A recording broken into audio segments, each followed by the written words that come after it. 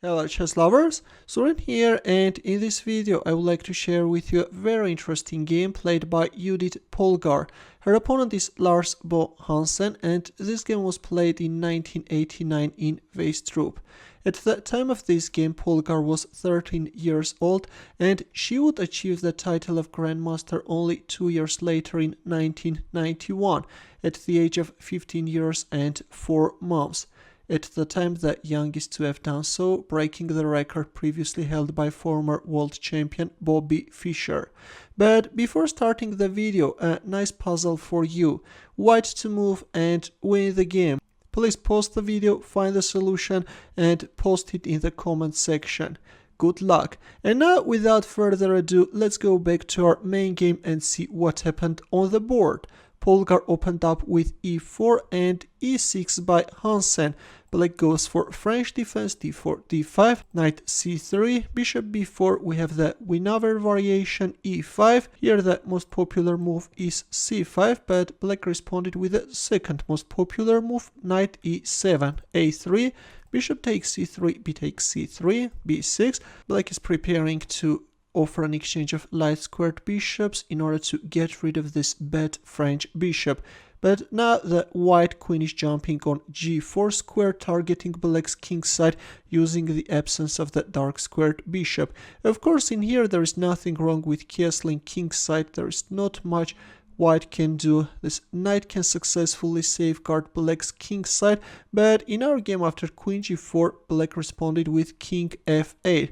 Knight f3, bishop a6, bishop d3, c5. Black is starting to challenge white center. D takes c5, after which we have the exchange of light squared bishops on d3, b takes c5, white castles king side, knight d7 and a4. White wants to bring his dark squared bishop on this active diagonal.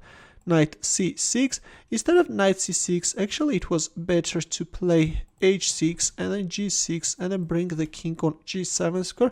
But in our game we have knight c6, bishop a3, h6, c4, and knight takes e5. Instead of knight takes e5, actually moving away the king from this dangerous diagonal could have been better. This gives black's position a better solidity, but in our game we have knight takes e5.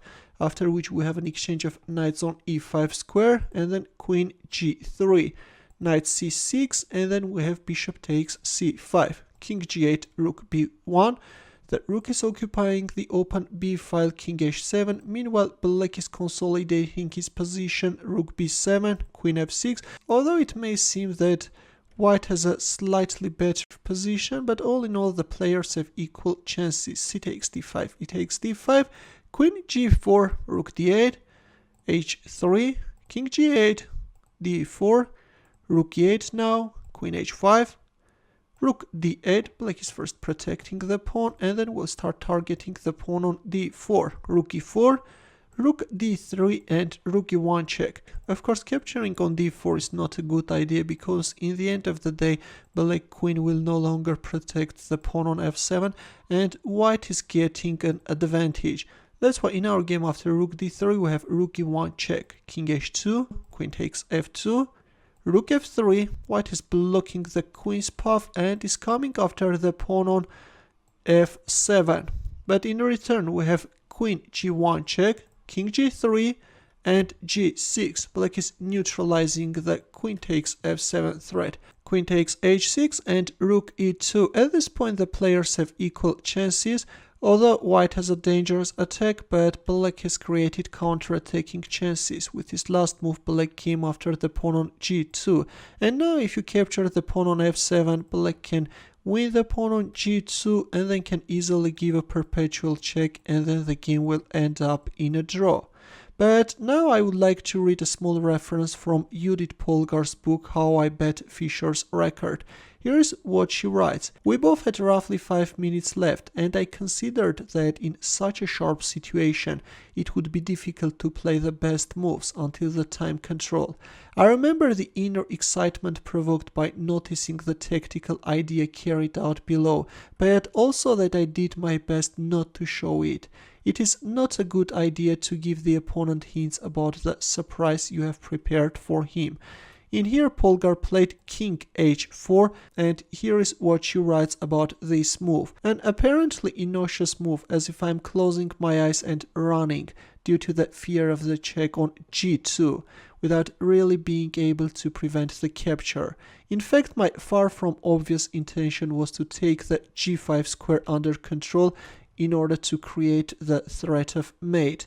Not suspecting anything, Black captured the pawn on g2, which steps into a mating combination. Instead of queen takes g2, Black could announce a check from e1 and then from e4, and this gives Black great chances of drawing the game. The players have equal chances, but after King h4, Black took the bait and captured the pawn on g2. After which, Polgár made a move and Black resigned. You can pause the video and try to find her next move. Ready? Well, in order to bring Black king on the 7th rank and allow white rooks to join the attack with a check, Polgár played Queen g7 check and Black resigned. By the way, Queen h7 check is also equally strong. Here's what she writes. Oops, my opponent's face turned red instantly.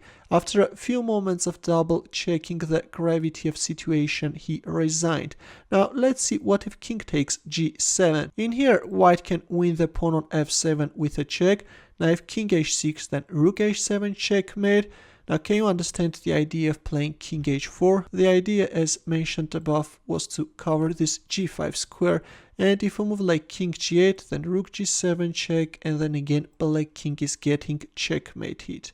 A very beautiful final queen sacrifice, I think. With a very cunning King h4 move, White tempted Black to capture the pawn on g2, which gave birth to a brilliant combination. That Queen g7 sacrifice was simply awesome. Thanks for watching, I hope that you enjoyed this game. For more games, consider subscribing to my channel.